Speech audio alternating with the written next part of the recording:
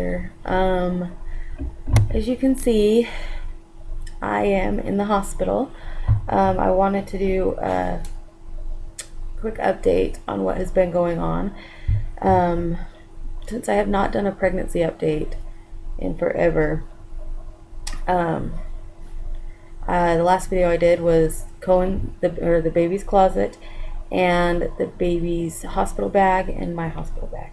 So I wanted to hurry and do a quick update. I know I look lovely. I didn't get makeup on today, and the lighting's horrible because it's 11 o'clock at night. So anyway, so I am in the hospital because I had my baby.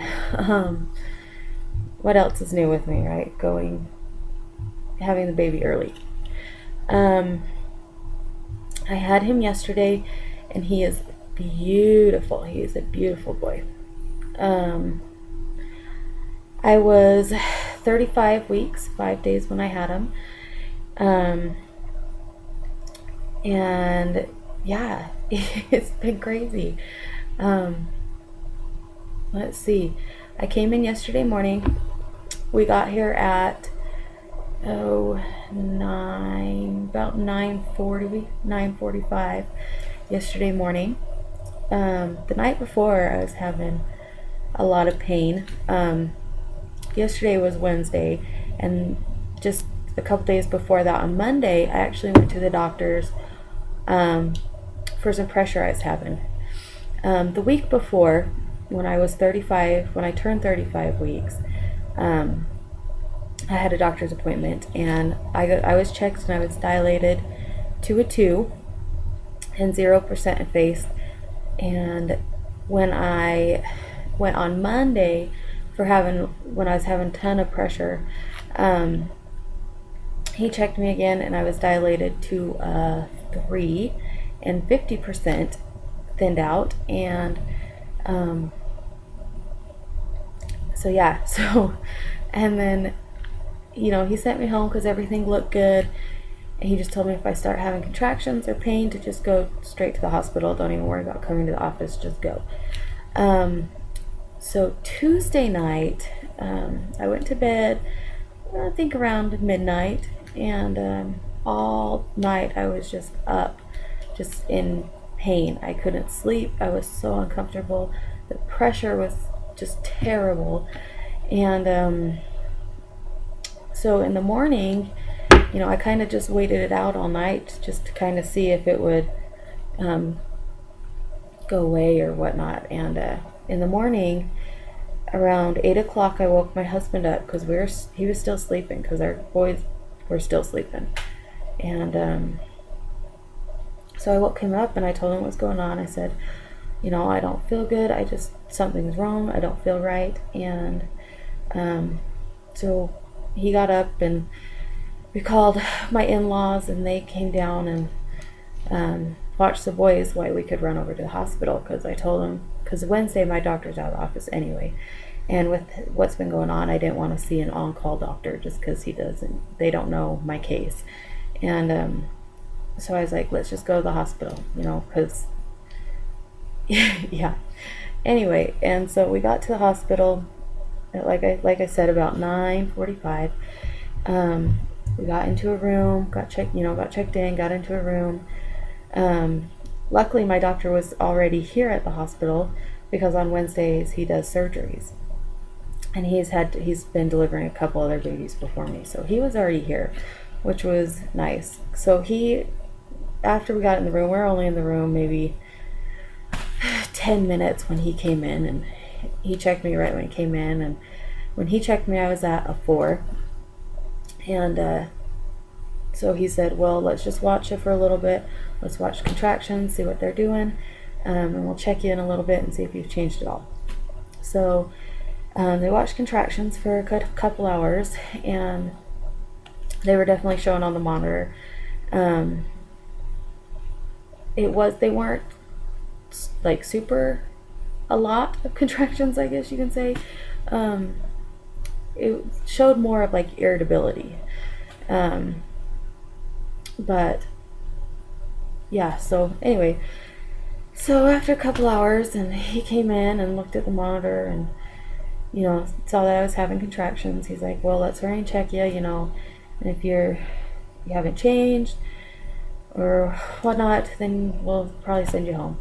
So he checked me, and by that time, I was at almost a 5 and about 60% effaced. So I was definitely making progress. I was changing. And so he decided to keep me and just have a baby. He was really hesitant just because, I was only 35 weeks. I had Jackson and Kaysen at 36 weeks, 2 days. So this one was a little bit earlier than they were. Major concerns were the breathing, is the lungs developed, that kind of stuff. So, yeah. So they kept me, and when I got there, the baby was head down. He could feel it, when he checked my cervix, he could feel the baby's head, and it was really down low. And on Monday before, we did an ultrasound, and I had more than what the average amount of fluid is supposed to be in the amniotic sac. There we go. I'm tired. I had more than, the average. So he was just swimming around in all sorts of water. And so, but he was head down when we got here. And when he checked me again, when he found out I was at almost a 5, he couldn't feel the head anymore. And he had his hand literally shoved up in there. Like it felt like his entire hand was up there, and it was horrible. And so they got the ultrasound out to look, and the baby had turned sideways. So his head was on my right side, and his feet were over on my left. And with me having contractions and having an extra amount of fluid, he did not want my water breaking without him being head down, just because the cord could get swooped underneath, and that'd be bad. So what they ended up having to do, or what he had to do, was push on my stomach to literally get him to turn back to going head down. And let me tell you, that was the most excruciating pain I have ever been through my entire life.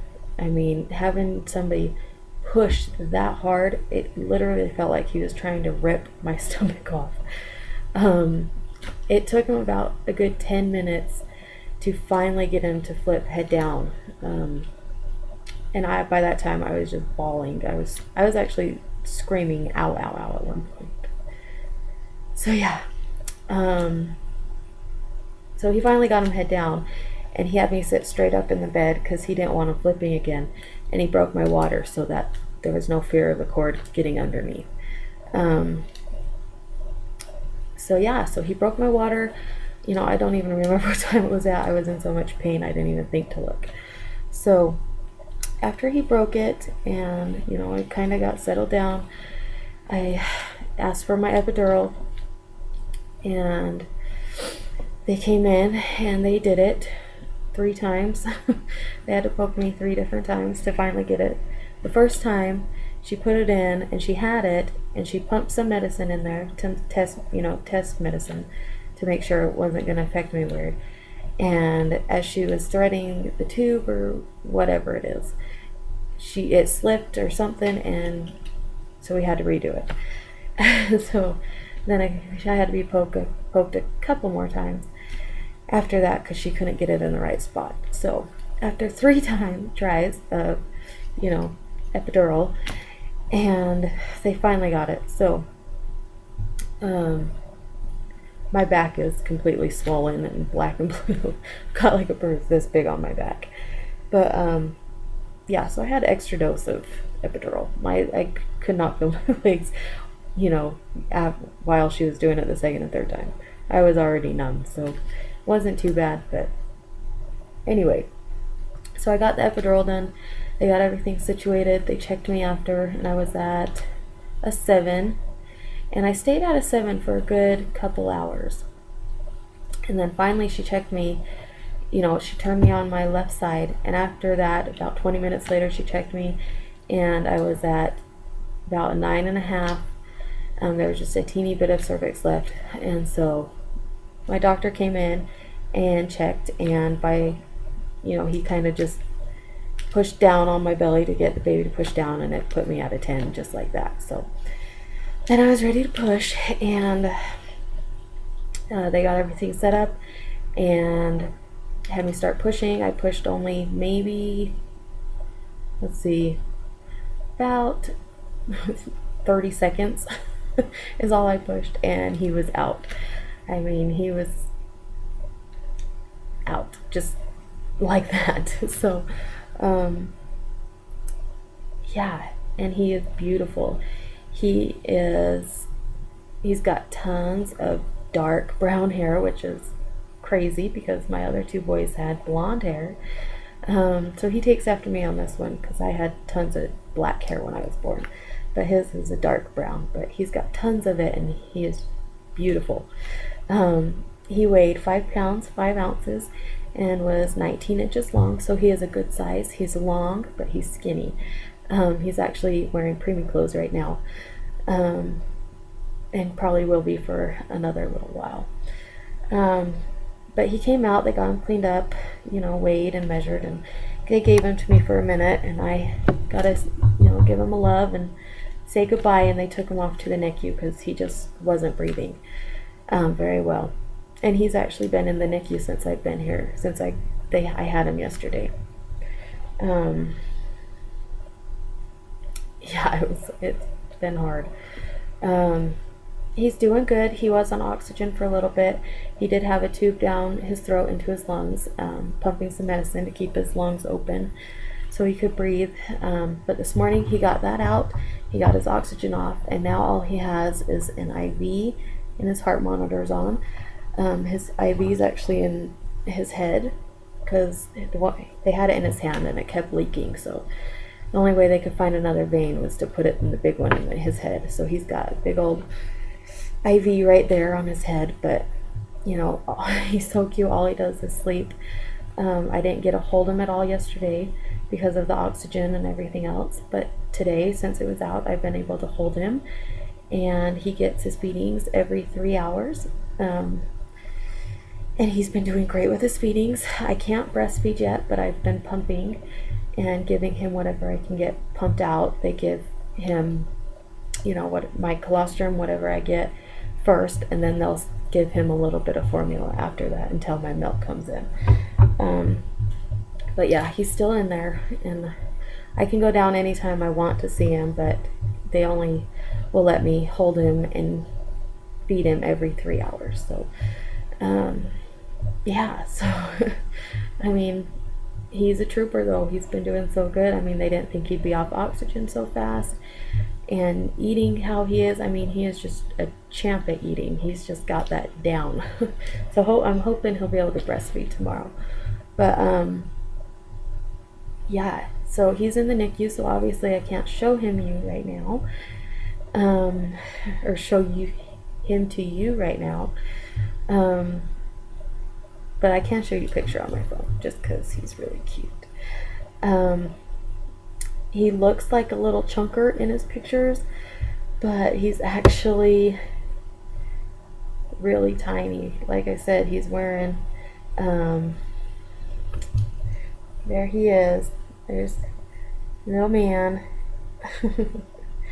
And yeah, the NICU nurses are fantastic here. They've been so sweet.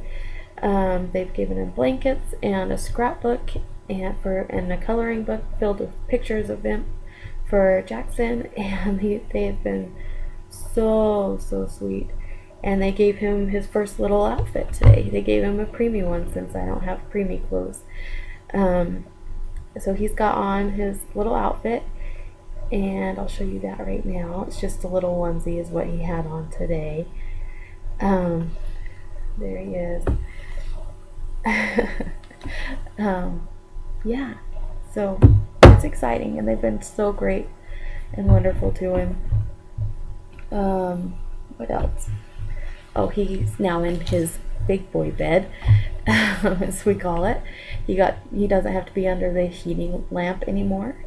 So he went from being in the big huge beds with all the monitors and wires and everything like that to being in just a normal little baby crib that they keep him in, just the little, plastic bins is what I like to call them. But yeah, he's just in that right now, but he's still in the NICU. He's still hooked up to monitors. He will not, I get discharged tomorrow. He won't be coming home with me tomorrow, but he will have to stay in there till at least Sunday. He could be there longer. It just depends on how he's doing with eating and if he's gaining weight and keeping, being able to breathe well still and whatnot. So hopefully Sunday we'll be able to bring him home. But other than that, he's doing great, and he is just a sweetheart, and I just can't wait till I can just take him home and hold him and love him whenever I want, and just have all three of my boys together finally. So that is really it for my update. Oh, and his name. I have never told you his name, but we named him Cohen Ryan. Cohen is not after anyone we know. It was just one we found in a book. So, and Ryan is my older brother's middle name. So, Cohen Ryan is what we named him. And yes, hopefully, and when I get him home, I will definitely do a video where you can see him up close, because he is so cute. You will just die. So, anyway, sorry again that I look horrible. My recovery has been going pretty well. It's pretty sad that my back pain from my epidural is worse than my actual birthing pains. But yeah, so I'm doing pretty good. I've been up walking around. I walk down to the NICU and feed him every few hours. I take him a bottle that I pumped. So anyway, thanks guys, and keep watching, because I will definitely have more updates on Cohen when he gets home. So anyway, thanks guys, and I'll talk to y'all later. Thanks, bye.